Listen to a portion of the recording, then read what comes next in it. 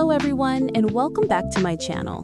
Today, I would like to share my own photo tutorial with you, as well as introduce my photo follow-alongs. First off, I am not a professional photographer. My pictures are nowhere near as good as many other creators.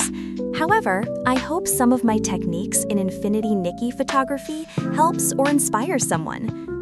The first thing I would like to mention is angle is everything. Sometimes I spend more time finding a good angle than adjusting my settings, and even go back to adjust the angle after getting my settings just right.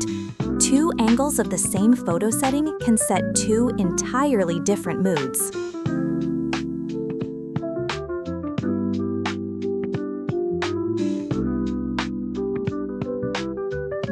To start off, you can open the camera by pressing P on computer or zoom in to open the camera in selfie mode. I am also pressing R to restore all my settings to default.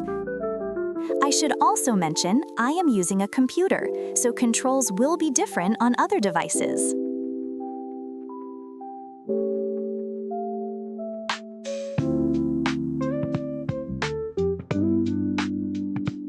I will demonstrate all the settings for you with short and sweet explanations. I am still saving for new hardware for better recordings, so I have done my best to align this generated voice up with everything.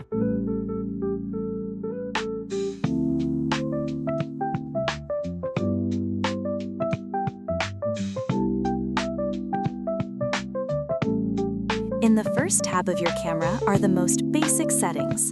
Portrait mode changes the ratio of the photo. I like using this for full-body photos or photos where it fits with the aesthetic I am trying to achieve. You can also hide Nikki, which is good for scenery shots. You can also show or hide Momo from photos as well. And of course, he was in a horrible spot to demonstrate this. There are also options for Momo in photo taking, but this tutorial we are focusing on Nikki. Focal length, without getting technical, is basically how zoomed in the lens is, how much you will see in your photo. Rotation allows you to rotate the frame in any direction and angle you want. Aperture, now again without getting super technical, is depth of field. It adjusts what is in focus and what isn't, and is how you can achieve the blurry background and sometimes foreground on photos. You will often see me in photo taking going back and forth between focal length and aperture to get the ideal photo I want. Grid adds a grid on the screen, as you can see, and helps if you would like to follow the rule of thirds in photography. You can also hide NPCs as well as collectibles on the map if they are in the way of your photo setting. I did not have any collectibles to demonstrate this with. Same with the Eureka. You can show or hide any that you are wearing depending on how you want the photo to look. Once again, I chose a horrible outfit for this tutorial. I am not wearing any Eurekas. Moving on to the next tab. This is where your shots go from "that's cute" to "oh wow, did you edit that in Photoshop?" Let's break down each setting and what kind of vibe it gives your pictures. First up, we have Vignette. This setting adds that soft, darker border around your photo, kind of like the edges are melting into a shadow. It's perfect for drawing attention to the center of your image or giving your photo a dreamy, cinematic touch. I love using this one for cozy, aesthetic shots. Next are soft light intensity and soft light range, and these two work best together. Think of them as your dream filter. They add a gentle glow to your image, softening harsh light and giving everything that ethereal fantasy look. Basically, if your scene looks too sharp or flat, these two can make it feel like it's straight out of a fairy tale. Then we've got brightness and exposure. Both deal with lighting, but in slightly different ways. Brightness adjusts the overall light level of your photo while keeping the color tones mostly intact. Exposure, on the other hand, is a little more dramatic. It brightens or darkens the photo more intensely and doesn't care as much about maintaining color balance. I usually tweak both when I'm fine-tuning a shot's mood. For example, I'll use brightness to make a scene feel softer and exposure to really punch up that glowing sunlight effect.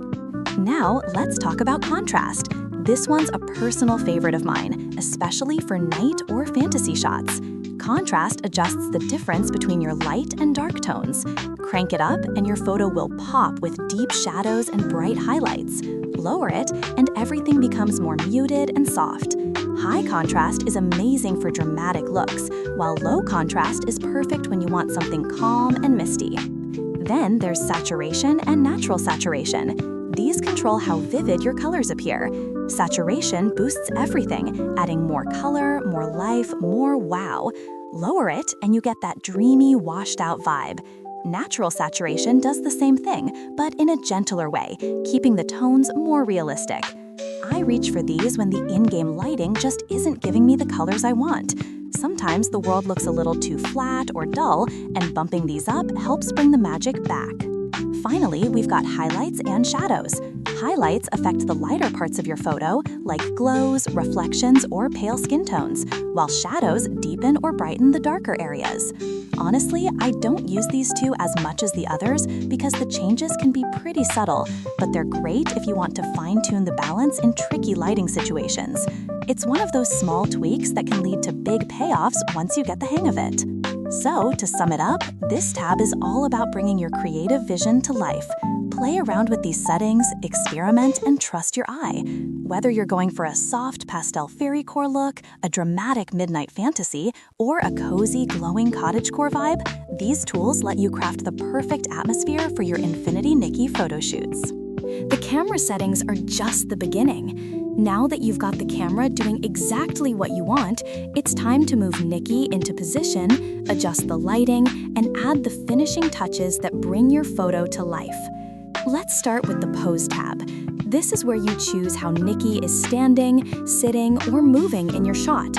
Each pose has its own motion slider that lets you scroll through all the subtle transitions within that pose. You can pause the slider at the perfect moment to capture just the right expression or gesture. Maybe it's a soft smile, a mid-spin twirl, or a powerful stance. Small adjustments here can completely change the mood of your image and help tell a more interesting story. Next is the Lighting tab, and this is where the magic really starts. Lighting sets the mood for your entire photo. You begin with simple directional lighting, which lets you decide where the main light source is coming from. You can make it shine from the front for even lighting, from the side for dramatic shadows, or from above to create a natural sunlight effect. As you progress, you'll unlock color lighting, which adds even more creativity to your photos. You can use warm, golden tones for cozy scenes, cooler blues for nighttime shots, or bold fantasy colors that completely transform the atmosphere. Lighting also has intensity sliders, which let you control how bright or soft the effect appears. A gentle blow can make a photo look dreamy, while stronger lighting can make it pop with energy. Don't be afraid to experiment until you find the balance that feels right. Finally, there's the Filter tab. Filters act like the final polish on your photo, adding an overall tone or color that ties everything together. You can make the image warmer, cooler, softer, or more vibrant depending on the mood you're aiming for. Each filter also has its own intensity slider, so you can keep things natural or go bold and artistic. When you combine the pose, lighting, and filter settings, your photo really starts to come alive. Every tiny adjustment adds depth, emotion, and style. Once you've found the right mix, take a moment to appreciate how it all fits together. You're not just taking a screenshot here, you're creating a scene that feels alive within the world of Infinity Nikki. Now follow along while I finish this shot and take you along for 3 more photos after this one.